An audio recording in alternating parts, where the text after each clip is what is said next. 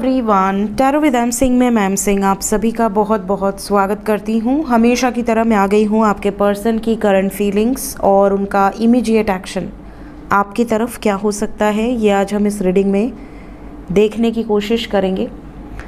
तो शुरू करते हैं गाइज आज की रीडिंग लेके प्रभु का नाम। हर हर महादेव, जय हो शिव शक्ति, जय हो राधे कृष्णा, जय हो मेरे भाई। सबसे पहले अपने पर्सन को याद कर लीजिए, उनका नाम ले लीजिए एटलीस्ट 3 टाइम्स ताकि ज़्यादा से ज़्यादा एनर्जीज आप तक पहुंच सकें इस कलेक्टिव रीडिंग के माध्यम से। शुरू करते हैं। 5 कार्ड मेजर लेवल पे आपके पर्सन की energy.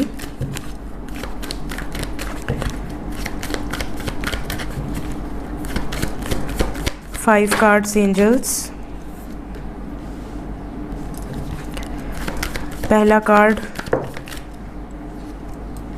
High priestess, Jai Maa शक्ति।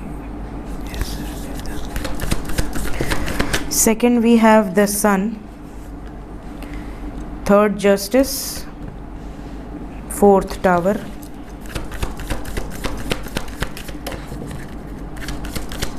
One more card we have hierophant. Bottom of the deck है एम्परर। देखिए साइन की बात करें तो वी हैव मेष राशि, दैट इज एरीज, टॉरस, वृषभ, लिब्रा, तुला, सिंह, लियो, कैप्रिकॉन, मकर एंड पाइसेस, मीन। एनर्जी आपके पर्सन की ऐसी है जैसे इस टाइम पे इनके सामने सबका असली चेहरा आ रहा है।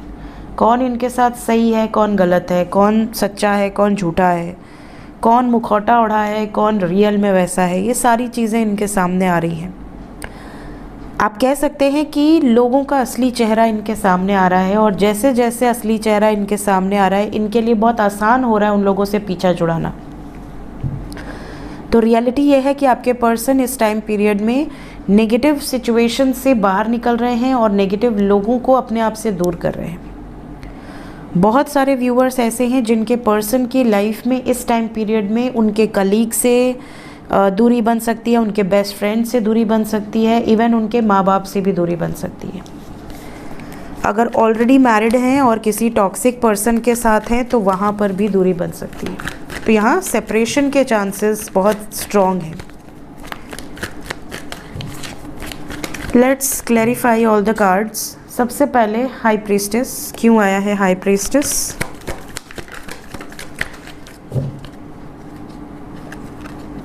आपके पर्सन इस टाइम पीरियड में बिल्कुल रूड एनर्जी में है, इंडिपेंडेंटली एक्शन ले रहे हैं, किसी का डर नहीं है, किसी का भय नहीं है। जो इनको सही लग रहा है उसकी तरफ ये निर्णय लेंगे, जो गलत लग रहा है उसके साथ अलग होने का निर्णय लेंगे, बट इस टाइम पे इंडिपेंडेंट एनर्जी है। सन, सन को क्लैरिफाई किया है हेरोफेंट ने। शादी की प्लानिंग आपके पर्सन की मर्जी से ही होगी। आपके पर्सन शादी को लेकर कुछ इम्पॉर्टेंट डिसीजंस लेने का प्लान कर चुके हैं। आपसे बातचीत होगी और आपको ये खुद बताएंगे कि इन्होंने क्या निर्णय लिया है। तो बहुत सारे व्यूअर्स ऐसे हैं जिनकी बातचीत हो रही होगी, ये चीज़ें आपको पता चल रही होंगी। जिनकी नहीं हो रही है उनको ये चीज़ें सडनली पता चलेंगी। आपके पर्सन स्वयं आकर आपको बताएंगे या किसी के थ्रू आपको पता चलेगा, बट कुछ ऐसे डिसीजंस हैं जो इन्होंने लिए हैं शादी से रिलेटेड, फ्यूचर से रिलेटेड। जस्टिस, आपको न्याय मिलेगा। बॉटम ऑफ द डेक यहाँ से देखिए लवर्स आ रहा है और यहाँ से होप है। सो आपको न्याय मिलने वाला है। यहाँ पर बहुत सारे व्यूअर्स जो सेपरेशन में हैं या मैरिड कपल हों या अनमैरिड कपल हों, जस्टिस की एनर्जी है। बहुत जल्दी आपको ऐसा लगेगा कि आपकी लाइफ में जितने भी कांटे थे वो सब दूर हो गए। होपफुल रहिए, पॉजिटिव रहिए, अच्छे अफर्मेशंस यूज़ कीजिए। टावर,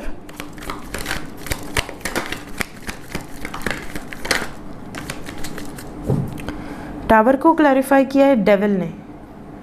जो भी नेगेटिव लोग हैं या नेगेटिव सिचुएशंस हैं वो रिलीज़ होने वाली हैं। थर्ड पार्टी से ब्रेकअप की एनर्जी है। जिस सिचुएशन में जगल कर रहे थे वो सिचुएशन ही ख़त्म हो जाएगी। फियरलेस हैं इस टाइम पे। डेविल के नीचे है द फूल।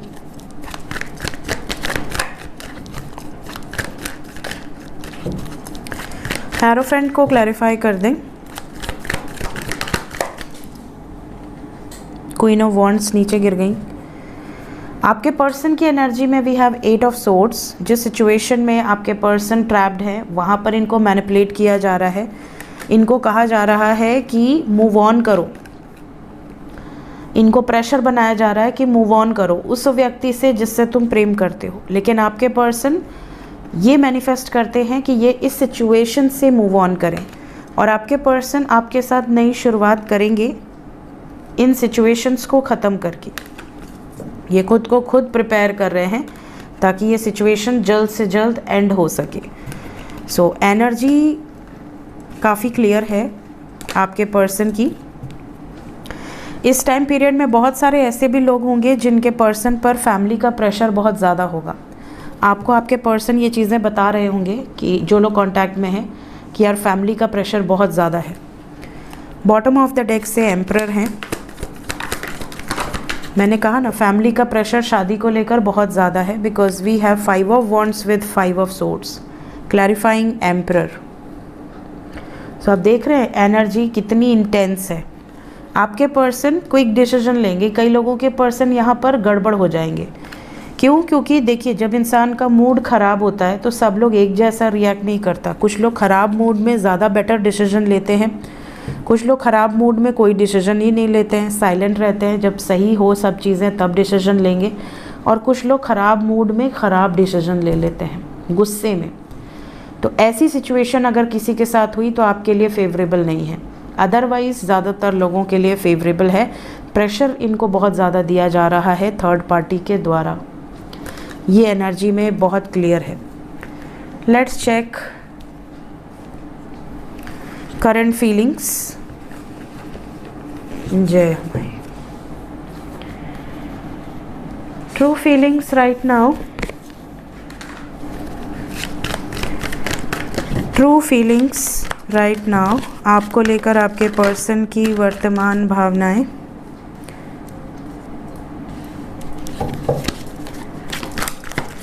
रोमांटिक फीलिंग्स हैं आपको लेकर या टेंशन वाली फीलिंग्स हैं?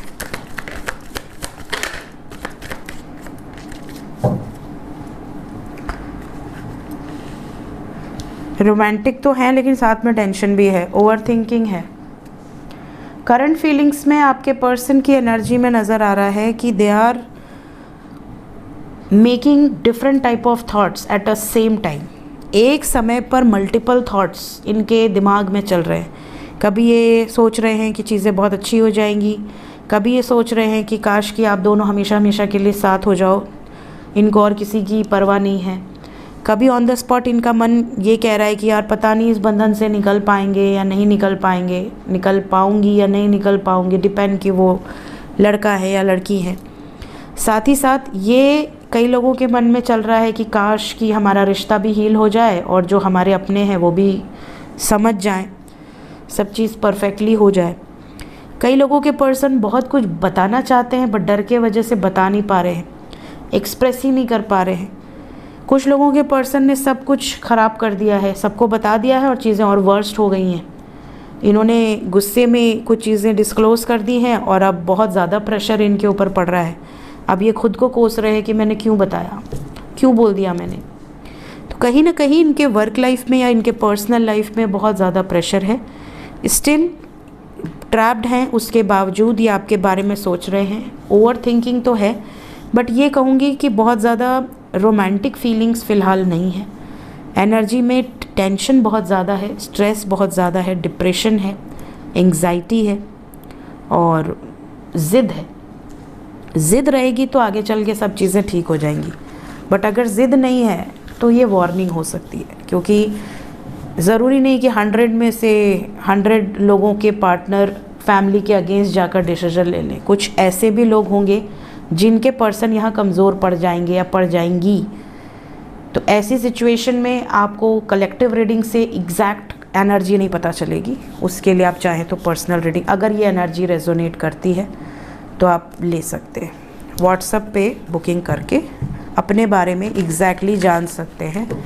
बाकी अगर कलेक्टिव रीडिंग से ही गाइडेंस मिल रही है तो कोई नीड नहीं है। जो लोग ऐसे होते हैं जो बहुत ज़्यादा कंफ्यूज होते हैं कि पता नहीं साथ में फ्यूचर है या नहीं, या क्लैरिटी चाहते हैं, वो ऑन द स्पॉट रीडिंग लेके क्लियर कर लेते हैं। प्लीज़ गाइड करें एंजल्स। इमीडिएट एक्शन, सबसे पहले जो नो कांटेक्ट में है, जो भी नो कांटेक्ट में है उनकी तरफ उनके पर्सन का एक्शन क्या होने वाला है।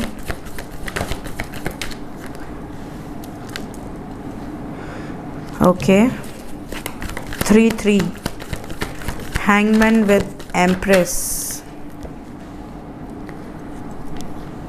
बॉटम ऑफ द डेक है 8 ऑफ वॉन्ड्स। कमिंग 6 आवर्स से 24 आवर्स के अंदर काफ़ी लोगों को बातचीत में भी मैसेजेस रिसीव हो सकते हैं। कुछ लोगों के पर्सन इस टाइम पीरियड में मिस बहुत ज़्यादा करेंगे, बट मैसेज का कार्ड है तो बातचीत हो सकती है। कुछ लोगों के पर्सन की एनर्जी में थर्ड पार्टी को सेक्रीफाइस करने की एनर्जी है, मतलब आपके पर्सन के इमीडिएट एक्शन में ये दिख रहा है कि ये आपके लिए, इस कनेक्शन के लिए जो अदर पर्सन है या अदर सिचुएशन है उनको अपनी ज़िंदगी से निकाल कर बाहर करने की एनर्जी है। कुछ लोगों के लिए ये भी एनर्जी है जैसे आपके पर्सन की लाइफ में इनकी फैमिली बहुत अगर डोमिनेटिंग है। जैसे मैं एक एग्जांपल दे रही हूँ, जैसे एक मैरिड कपल है, एक लड़के ने शादी करी और एक लड़की को अपने घर लेकर आ गए, ठीक है। वो लड़की अपना सब कुछ छोड़कर उस लड़के के भरोसे उसके घर चली गई।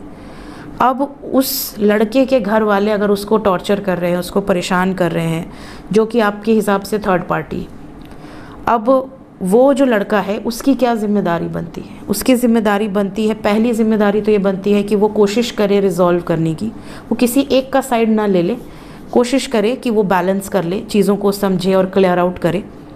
बट अगर वो उसमें असमर्थ है, सपोज़ कि उसको एक ही की साइड लेनी है, तो उसको उस व्यक्ति का साइड लेना होगा उस समय पर जो उसके लिए उस पर डिपेंडेंट है, क्योंकि उसके तो घर वालों ने भी उसका दान कर दिया। तो ऐसे में फिर वो क्या करेगा? अपनी पत्नी का साथ देगा। क्यों? क्योंकि कहीं ना कहीं पत्नी उसके कारण ही उस घर में आई है ना। वैसे ही पत्नी का भी यही धर्म है कि वो अपनी फैमिली को जैसे छोड़ दी है तो फिर उनके कारण अपनी गृहस्थ जीवन को ख़राब ना करे, ठीक है। तो बहुत सारी चीज़ें मिक्स हो जाती हैं, कभी लड़की की तरफ से बहुत ज़्यादा प्रॉब्लम, कभी लड़के की तरफ से बहुत ज़्यादा प्रॉब्लम। यहाँ पर ऐसा लग रहा है जैसे कि आपके कारण वो अपनी फैमिली को त्याग दे, इस हद तक जाकर कोई बड़ा स्टेप वो आपके लिए लेने को तैयार है, चाहे आप मैरिड कपल हो या अनमैरिड कपल हो। तो बहुत सारे मैरिड कपल जिनका मैं एग्जांपल दे रही थी, हो सकता है सडनली आपकी मैरिड लाइफ में अगर किसी थर्ड पार्टी का इन्फ्लुएंस था या फैमिली में ही किसी का इन्फ्लुएंस था, तो आपका स्पाउस खड़ा होके ये कह दे कि भैया मेरी मैरिड लाइफ में कोई इंटरफेयर नहीं करेगा, मैं किसी को ये राइट दे ही नहीं रहा। फिर ऐसी सिचुएशन में जब पति या पत्नी एक दूसरे के सपोर्ट में होते हैं ना, तो फिर तीसरा व्यक्ति का हिम्मत नहीं है उनके बीच में कोई प्रॉब्लम क्रिएट करने की। प्रॉब्लम तभी क्रिएट होती है जब पति पत्नी को अलग समझता है या पत्नी पति को अलग समझती है, तब बीच में घुसने की जगह बनती है और वो लोग घुसते हैं। तो यहाँ पर सैक्रिफाइस करेंगे थर्ड पार्टी को। तो मैंने ये एग्जाम्पल दिया है, यहाँ पर maybe you are married, maybe you are unmarried, but ये एनर्जी है। मैसेजेस रिसीव हो सकते हैं बहुत सारे लोगों को कमिंग 6 आवर्स के अंदर ही, मैक्सिमम 24 आवर्स।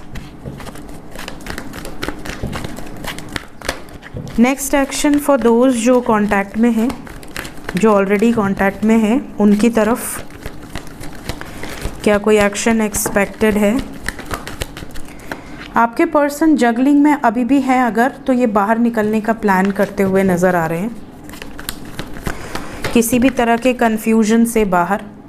जैसे कि थर्ड पार्टी, अगर थर्ड पार्टी की वजह से ब्लॉकेज है तो होपफुली आपके पर्सन थर्ड पार्टी से बाहर निकलने का कोई समाधान निकालते हुए नज़र आ रहे हैं। 7 आवर से लेके 25 आवर्स के अंदर की एनर्जी है। थोड़ा सा आपके पर्सन की एनर्जी ऐसी होगी जैसे कि वो आपको इग्नोर कर रहे हैं, या थोड़े अपसेट हैं, या थर्ड पार्टी से कोई कहा सुनी हुई है, बहस हुई है, या किसी सिचुएशन में बहुत लो फील कर रहे हैं। ये सिचुएशन आपको देखनी मिल सकती है। बाकी कांटेक्ट में है तो नो कांटेक्ट में चले जाएंगे, ब्रेकअप हो जाएगा, ऐसी कोई एनर्जी फ़िलहाल नहीं है। आपसे किसी बात पर बहस हो सकती है क्योंकि मूड ख़राब है, तो बहस से बचिएगा, ठीक है, क्योंकि बहस का कारण आप नहीं है, कोई और है। गुस्सा आप पर निकले वो अलग बात है। एंजल्स क्या बताना चाहते हैं अभी इस वक्त मेरे व्यूवर्स के लिए? गाइडेड मैसेज क्या है? अभी बात ना हो तो ज़्यादा बेटर है, ऐसा एंजल्स कह रहे हैं। जिनकी बात हो रही है वो थोड़ा साइलेंट रहें तो ज़्यादा बेटर है, मतलब काम भर बात कीजिए। और जिनकी बात नहीं हो रही है उनकी बातचीत होगी।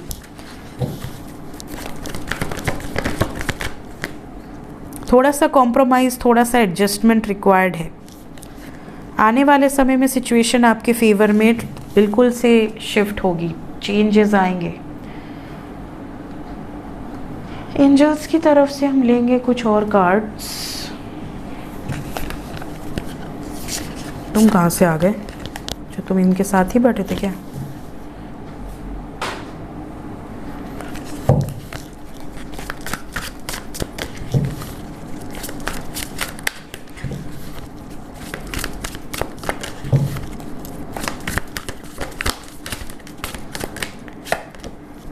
गाइडिंग लाइट पहला कार्ड है आपके लिए।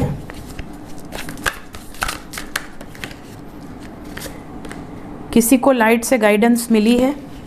मेरे जितने भी व्यूअर्स हैं कमेंट में बताना, अगर मिली है तो टाइप यस, और नहीं मिली है तो टाइप नो। अरे cutie pie. Okay, so we have beacon of light, divine timing, blessing in disguise and guiding light। तो पहला जो कार्ड है यहाँ पर, आप में से कई लोगों के साथ ऐसा कई बार होता होगा कि आप आसमान की तरफ देख रहे हैं और आपके मन में कुछ चीज़ें चल रही हैं, या तो आप दुखी हैं। देखिए, आसमान की तरफ जनरली लोग दो सिचुएशन में देखते हैं, या तो वो बहुत रोमांटिक मूड में है तो वो आसमान की तरफ देखते हैं, चंद्रमा को देखते हैं, तारों को देखते हैं।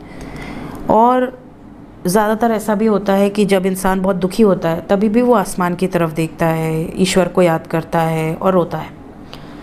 कई बार ऐसा होता होगा कि आप ईश्वर से बात कर रहे हैं और कहीं लाइट ब्लिंक की, या कोई तारा, टूटता तारा आपको दिख जाए।